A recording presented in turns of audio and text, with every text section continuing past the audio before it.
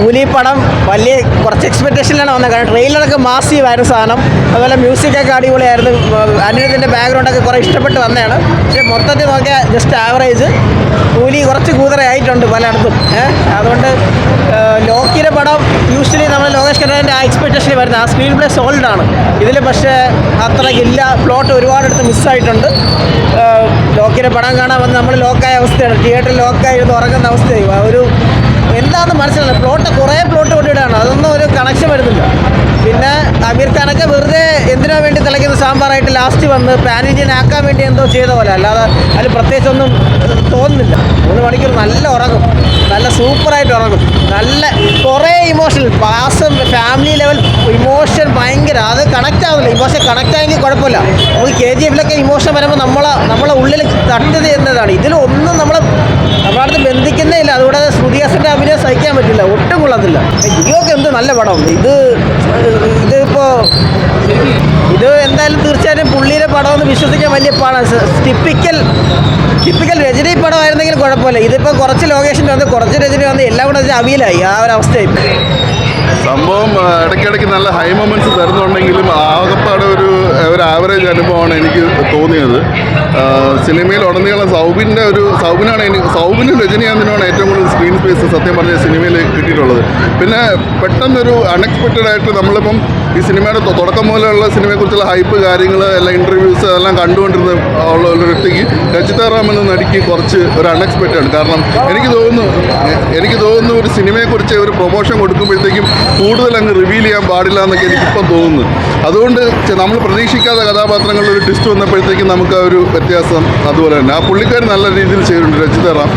ഇനി അതുപോലെ തന്നെ സത്യം പറഞ്ഞു കഴിഞ്ഞാൽ സിനിമയുടെ ഒരു ക്ലൈമാക്സിനോട് അടുക്കുമ്പോഴത്തേക്കും കുറച്ചൊക്കെ ഒരു മടുപ്പ് തോന്നിയപ്പോഴാണ് ഒരു ഉപേന്ദ്രയുടെ എൻട്രി വരുന്നതും പിന്നെ അമീർ ഖാൻ അവസാനം വരുന്നത്. ഇവരൊക്കെ വരുമ്പോഴത്തേക്കും ഒരു ചെറിയ രീതിയിൽ ഒരു ജീവൻ കൊടുക്കാൻ സാധിച്ചിട്ടുണ്ട്. പക്ഷേ കഥയിൽ അങ്ങനെ പ്രത്യേകിച്ച് വലിയ അങ്ങനെ ഒരു കാര്യങ്ങളൊന്നുമില്ല. അപ്പോൾ അതുകൊണ്ട് എനിക്ക് ഓവറോൾ ഒരു ആവറേജ് അനുഭവമായിട്ടാണ് എനിക്ക് തോന്നിയത്. കൊള്ളൂല എന്നല്ല പറയുന്നത്. ബിക്കോസ് രജനി ഫാനായ ഒരാൾ അത് കാണാൻ വരുമ്പം അതിൽ നമുക്ക് ഉണ്ടാകുന്ന ഒരു പ്രതീക്ഷയുണ്ട്. ആ സംഭവം ഇതിലില്ല. പക്ഷേ കണ്ടിരിക്കാം. അതായത് ഒരു നോർമൽ കമേഴ്ഷ്യൽ മൂവി എന്നുള്ള രീതിയിൽ കണ്ടിരിക്കാം. It's not bad. പക്ഷെ ഒരു ഫാനായിട്ട് വന്ന് എക്സ്പെക്ട് ചെയ്ത സംഭവം അതിലില്ലായിരുന്നു. എന്നുവെച്ചിട്ട് കൊള്ളിക്കാന്നല്ല കേട്ടോ. I am not saying it is bad. പക്ഷേ ഇറ്റ് വാസ് ഓക്കെ കിട്ടിയുള്ളൂ. ചുരുക്കം പറഞ്ഞാൽ നമ്മുടെ ഒരു ജയിലർ പ്രതീക്ഷിച്ച് പോയാൽ ആ ഒരു സാധനം ഒന്നും കിട്ടത്തില്ല. ജയിലറിന് തൊട്ട് താഴെ വരും. എന്നാൽ വെയിറ്റ് അതിനെക്കാട്ടി കൊള്ളു, അത്രേ ഉള്ളൂ. ഒരു നോർമൽ സ്റ്റോറിയാണ്. വെറുതെ ഹൈപ്പും കൊടുത്ത് ആവശ്യമില്ലാണ്ട് ഓരോന്നൊക്കെ പറഞ്ഞു കൂട്ടിയതാണ്. ഇടയ്ക്ക് ഫസ്റ്റ് ഹാഫ് പിന്നെയും കൊള്ളാം. ആ ഒരു ഇൻ്റർവെൽ പഞ്ച് പിന്നെയും കുഴപ്പമില്ലായിരുന്നു. സെക്കൻഡ് ഹാഫ് വരുമ്പോൾ പിന്നെ ഡിപ്പാവും, അങ്ങ് താഴോട്ട് പോകും. പിന്നെ അവസാനത്തെ ഒരു അരമണിക്കൂർ പിന്നെയും കുഴപ്പമില്ല. അത്രേ ഉള്ളൂ. ജസ്റ്റ് ഒരു എബോവ് ആവറേജ് ഫീൽ, അത്രേ ഉള്ളൂ മൂവി. സാറിൻ്റെ ഫാനാണ് ഞാൻ. അദ്ദേഹത്തിൻ്റെ ഒരുപാട് പടങ്ങൾ കാണുന്നുണ്ട്. അദ്ദേഹത്തിൻ്റെ വേഷം ഇട്ടാണ് ഞാൻ വന്നത്. സിനിമ എന്ത് പറയാൻ, പവർ ഹൗസ് എന്ന് പറഞ്ഞ് കൊണ്ടുവന്നിട്ട് ലൈറ്റ് ഹൗസ് ആക്കി കളഞ്ഞു.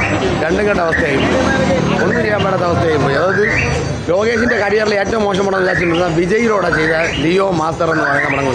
ലിയോയുടെ സെക്കൻഡ് ഹാഫിന് ശേഷം ലോകേഷിന് തിരിച്ചു വരാൻ പറ്റിയിട്ടില്ല. ലിയോയുടെ സെക്കൻഡ് ഹാഫിൽ വീണതാണ് ലോകേഷ്. അതിനുശേഷം തിരിച്ച് കയറിയിട്ടില്ല. ആ അവസ്ഥയിലായിപ്പോയി. അനിരുദ്ധൊന്നും എന്തൊക്കെയോ പണ്ടുന്നുണ്ട്. പക്ഷേ പടം ഇറങ്ങുന്നതിന് മുമ്പ് അതിരട്ടുമേ എല്ലാം നമുക്ക് വൺ ഫീൽ ചെയ്ത്. പക്ഷേ പടത്തിൽ നമുക്ക് ഒന്നും തോന്നിയില്ല. അമീർ ഖാനെ കൊണ്ടുവന്ന് ബംഗാളിയാക്കി നിർത്തി കളഞ്ഞു. ചുമ്മാ കൊണ്ടുവന്നൊരു കോസ്റ്റ്യൂം ഇട്ട് നിർത്താനാണെങ്കിൽ അമീർ ഖാൻ അവിടെ നിന്ന് കൊണ്ടുവരേണ്ട ആവശ്യമൊന്നുമില്ല. നാഗാർജുന ഒരു രക്ഷയില്ല.